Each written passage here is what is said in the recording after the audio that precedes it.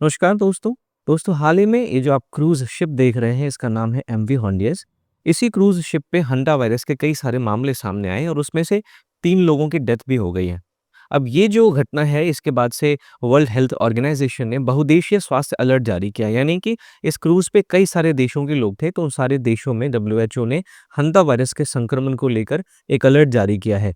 अब ये घटना इसलिए भी इम्पोर्टेंट है क्योंकि हंटा वायरस का एंडीज़ स्ट्रेन जो होता है वो हमें इन सारे संक्रमण में पाया गया है।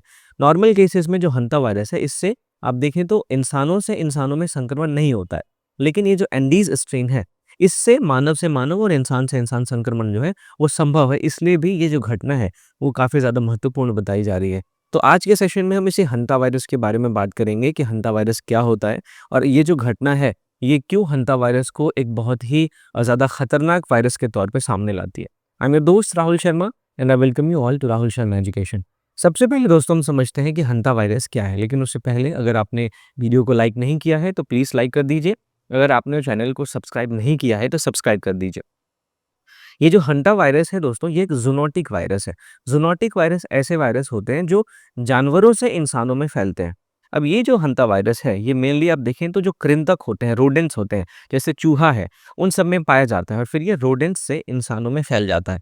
ये वायरस हंटा विरिडिफ परिवार और फिर बुनिया विरलिस ये क्रम से संबंधित है। अब ये नाम आपको याद रखने की ज़रूरत नहीं है। अब बस हंटा वायरस के बारे में ये याद रखें कि ये एक ज़ूनोटिक वायरस है और ये मुख्यतः रोडेंट्स जो कृंतक होते हैं उनमें पाया जाता है और उनसे फिर इंसानों में फैलता है। ये जो रोडेंट्स होते हैं दोस्तों ये स्तनधारी होते हैं। ये छोटे-छोटे स्तनधारी होते हैं और इनके ना आगे के जो 2 दाँत होते हैं जिनको हम क्या कहते हैं इंसाइज़र्स कहते हैं। ये आगे के 2 दाँत इनके काफ़ी ज़्यादा नुकीले होते हैं और इसी से ये कुतरने का काम काम करते हैं। इसलिए भी इसको हिंदी में कृंतक भी कहते हैं क्योंकि ये कुतर-कुतर के चीज़ों को खाते हैं। अब अगर हम हंटा वायरस की उत्पत्ति और नामकरण की बात करें तो इसको सबसे पहले आप देखें तो 1950 के दशक में दक्षिण कोरिया में देखा गया था और दक्षिण कोरिया के हंटन रिवर के आसपास चूंकि इसके मामले सबसे पहले आए थे तो इसीलिए इस रिवर के नाम पर जो कि हंटन रिवर है उस हंटन रिवर के नाम पर इस वायरस का नाम हंटा वायरस पड़ गया। हंटा वायरस के कई सारे प्रकार होते हैं। इसमें 2 मुख्य प्रकार आपको ये दोनों देखने को मिलेंगे। इसमें हेमोरहेजिक फीवर विथ रीनल सिंड्रोम एचएफआरएस है। ये आपको मुख्यतः यूरोप और एशिया में देखने को मिलेगा। अब ये जो वायरस है एचएफआरएस इससे गुर्दों को बहुत ज़्यादा नुकसान पहुँचता है। जो हमारे किडनी होते हैं, ये किडनी को काफ़ी प्रभावित करता है और कई मामलों में तो आपको देखेंगे कि रक्तस्राव यानी ब्लड जो किडनी से ब ब्लड निकलने लग जाता है और फिर किडनी फेल होने की स्थिति भी उत्पन्न हो जाती है। इसका दूसरा प्रकार है एचसीपीएस या फिर एचपीएस। इसको हम हंटा वायरस कार्डियोपल्मोनरी सिंड्रोम के नाम से भी जानते हैं। ये आपको मेनली उत्तरी और दक्षिणी अमेरिका में देखने को मिलेगा। अब जहाँ एचएफआरएस जो था ये हमारे किडनीज़ को प्रभावित करता है, वहीं जो एचसीपीएस है ये हमारे फेफड़े और हमारे हृदय को प्रभावित करता है। अब एचसीपीएस में मृत्यु दर काफ़ी ज़्यादा हो सकती है। तो ये चीज़ आपको ध्यान में रखनी है कि हंटा वायरस के जो 2 प्रमुख प्रकार हैं उनके नाम क्या-क्या हैं। अगर हम इसके संक्रमण की बात करें तो ये मैंने आपको बताया कि मुख्यतः जो रोडेंट्स होते हैं, कृंतक होते हैं, उनके मूत्र से, उनके मल से और फिर उनके सलाइवा यानी लार से ये फैलते हैं। अब संक्रमण के तरीके बहुत सारे हो सकते हैं, जैसे अगर मान लीजिए किसी जगह पे रोडेंट्स का मल-मूत्र है या लार है और वहाँ पे काफ़ी धूल हो जाती है, तो वो धूल जब इंसान साँसों के माध्यम से अंदर लेता है, तो फिर उसको हंटा वायरस का संक्रमण हो सकता है। इसके बाद अगर हम संक्रमित सतहों को छूते हैं, तो भी हमें हंटा वायरस से संक्रमण हो सकता है। चूहे के काटने से, दूषित भोजन से, इन सारे तरीकों से आप देखें तो हंटा वायरस का संक्रमण हो सकता है। इम्पॉर्टेंट चीज़ आपको ध्यान में ये रखनी है कि मानव से मानव संक्रमण सामान्यतः नहीं होता है। लेकिन ये जो एंडीज़ वायरस स्ट्रेन होता है, इस एंडीज़ वायरस स्ट्रेन में सीमित मानव से मानव संक्रमण हो सकता है। इसीलिए जो हाल का मामला है एमवी हॉन्डियस क्रूज़ पे, उसमें जो हंटा वायरस का स्ट्रेन पाया गया है, वो यही एंडीज़ वायरस स्ट्रेन है और इस वजह से डब्ल्यूएचओ ने इसके बारे में अलग-अलग देशों में जो है वो अब देखें तो सर्कुलर जारी की है, जो अवेयरनेस है वो फैलाए है। अगर हम हालिया क्रूज़ जहाज़ प्रकोप की बात करें तो ये एमवी हॉर्डियस जहाज़ था। ये दक्षिण अटलांटिक और अंटार्कटिका के मार्ग पे था, तो कई देशों के यात्री इसमें थे, इसलिए वो सभी प्रभावित हुए हैं। डब्ल्यूएचओ ने अंतर्राष्ट्रीय निगरानी बढ़ाने की बात की है। इसमें मैंने आपको बताया कि 3 मौतें अभी तक दर्ज हो चुकी है और इस वायरस में जो एंडीज़ स्ट्रेन होता है, उसकी पुष्टि हुई है, जिसलिए इसकी वजह से ये काफ़ी ज़्यादा खतरनाक हो जाता है। अगर हम हंटा वायरस के लक्षण की बात करें, तो इसके जो लक्षण हैं, वो संक्रमण के 1 से 8 सप्ताह के बाद दिखाई दे सकते हैं।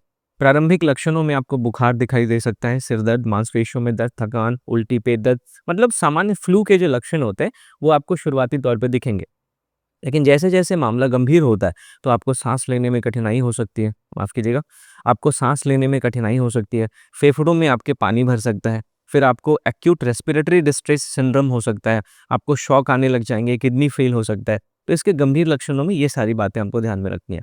अगर हम इसके पैथोजेनेसिस की बात करें कि कैसे ये रोग जनन करता है, तो ये हमारे शरीर की रक्त वाहिकाओं को प्रभावित करता है। जो हमारे शरीर में ब्लड वेसल्स होते हैं, उस पे ये अपना प्रभाव छोड़ता है। इसका परिणाम ये होता है कि हमारे ब्लड वेसल से जो लिक्विड है वो बाहर निकलने लग जाता है, फेफड़ों में हमारे पानी भर जाता है, हमारे ब्लड प्रेशर में गिरावट आ जाती है और हमारे कई सारे ऑर्गन जो हैं, वो फ़ेल कर जाते हैं, तो बहुअंग विफलता भी आपको देखने को मिलेगी।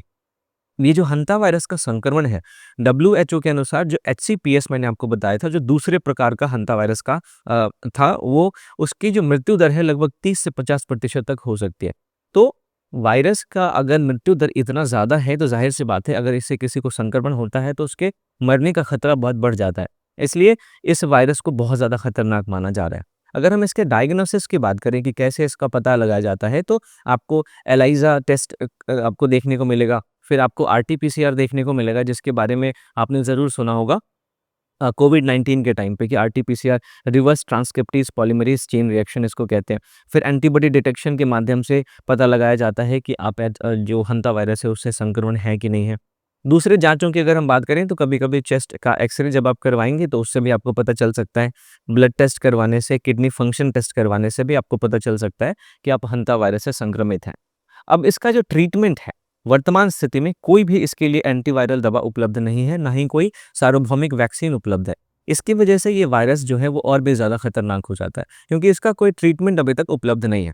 तो उपलब्ध मतलब उपचार पद्धति की बात करें तो आपको जब आप संक्रमित होते हैं तो आपको ऑक्सीजन सपोर्ट दिया जाता है। आईसीयू में आपकी देखभाल की जाती है, वेंटिलेशन पे रखा जाता है, आपके शरीर में जो द्रव संतुलन है उसको बना के रखा जाता है। तो कहने का मतलब कि इस हंता वायरस से संक्रमण से बचने का सबसे तरीका क्या है? प्रिवेंशन। यानी कि अगर आप संक्रमित ही ना हो, रोकथाम कर लें, तो यही आपके लिए सबसे अच्छा तरीका है। और हम रोकथाम कैसे कर सकते हैं? तो अगर हम व्यक्तिगत स्तर पे रोकथाम की बात करें, तो हम चूहों से दूरी बना सकते हैं, अपने घर को साफ-सुथरा रख सकते हैं। जो हमारे खाद्य पदार्थ हैं, जिनके लालच से जो चूहे हमारे घर में आते हैं, उनको हम सुरक्षित रख सकते हैं। जहाँ पे संक्रमित जगह है, वहाँ पे सूखी झाड़ू हम ना लगाएँ, ताकि जो उसमें धूल है, वो धूल उड़े नहीं और अगर वो धूल मान लीजिए हंता वायरस से संक्रमित है और उस धूल को हमने साँसों के माध्यम से अंदर ले लिया, तो हम हंता वायरस से संक्रमित हो सकते हैं। तो व्यक्तिगत स्तर पे हम ये सारे कदम उठा सकते हैं। वहीं अगर हम वैज्ञानिक सफाई पद्धति की बात करें, तो हम ब्लीच या फिर डिसइन्फेक्टेंट का उपयोग कर सकते हैं किसी संक्रमित जगह को साफ करने के लिए। इसके अलावा जब हम साफ-सफाई करें तो दस्ताने और मास्क को पहन सकते हैं। फिर हम संक्रमित स्थान को साफ करने से पहले गीला कर लें, ताकि उससे निकलने वाला जो धूल है वो धूल दब जाए। तो इस तरीके से हम प्रिवेंशन कर सकते हैं और प्रिवेंशन ही इस वायरस से बचने का सबसे अच्छा उपाय है, क्योंकि मैंने आपको बताया कि कोई भी वैक्सीन इस वायरस के लिए उपलब्ध नहीं है, ना ही कोई एंटीवायरल दवा इस वायरस के लिए उपलब्ध है। तो इसकी वजह से जो प्रिवेंशन है वो बेस्ट ट्रीटमेंट होता है। अगर हम भारत के संदर्भ में हंता वायरस की बात करें, तो भारत में हंता वायरस के मामले बहुत कम हैं। लेकिन बढ़ता शहरीकरण, हमारे देश में जो कचरा प्रबंधन की समस्या है, जलवायु परिवर्तन की वजह से जिस तरीके से हमें कई प्रकार के पर्यावरणीय परिवर्तन देखने को मिल रहे हैं, मानव-पशु संपर्क बढ़ता हुआ दिख रहा है। अब इन सब की वजह से भविष्य में भारत में हंता वायरस का जोखिम बढ़ सकता है। तो ये चीज़ आपको ध्यान में रखना है और इम्पोर्टेंट चीज़ क्या कि हमारे भारत में अभी हंता वायरस के जो मामले हैं, वो काफ़ी कम हैं। तो इस तरीके से आप समझिए कि हंटा वायरस अभी भले ही सीमित क्षेत्रीय जोखिम वाला संक्रमण है, लेकिन जिस तरीके से हाल ही में क्रूज जहाज प्रकोप ने ये स्पष्ट किया कि वैश्वीकरण, पर्यटन और पर्यावरणीय बदलाव, ये सभी की सभी चीज़ें जो हैं वो नई महामारियों की संभावनाओं को बढ़ा रहे हैं। हम देखें तो अभी पर्यावरण में परिवर्तन की वजह से, क्लाइमेट चेंज की वजह से जो आग लगने की घटनाएँ हैं वो काफ़ी ज़्यादा बढ़ गई है। अभी आप पिछले 3 महीने की मैं आपको बात बताऊँ तो दिल्ली के आस-पास वाले क्षेत्रों में दर्जनों आग लगने की घटनाएँ घटी है और इसके पीछे का रीज़न क्या है? पर्यावरणीय बदलाव। तो पर्यावरणीय बदलाव, पर्यटन और वैश्वीकरण, जिसके माध्यम से सभी देश एक-दूसरे के साथ जुड़ रहे हैं। इन सब ने नई महामारियों की संभावनाओं को बढ़ा दिया है। इसलिए भविष्य की स्वास्थ्य सुरक्षा के लिए हमें वन हेल्थ अप्रोच अपनाना पड़ेगा। वन हेल्थ अप्रोच क्या होता है? ये मानव स्वास्थ्य, पशु स्वास्थ्य और पर्यावरण स्वास्थ्य इन तीनों को एक साथ लेके चलता है और ये मानता है कि ये तीनों आपस में एक दूसरे से अंतर संबंधित है और एक का स्वास्थ्य बाकी दोनों के स्वास्थ्य पर डिपेंड करता है। तो हम वन हेल्थ अप्रोच लेके चल सकते हैं ताकि भविष्य में हमारा स्वास्थ्य सुरक्षित रख सके। हम प्रारंभिक निगरानी बढ़ा सकते हैं और साथ ही साथ ऐसी घटनाएँ जिनके माध्यम से कोई भी बीमारी महामारी के रूप में बदल सकती है, उसके लिए अंतर्राष्ट्रीय सहयोग के की स्थापना भी हम कर सकते हैं।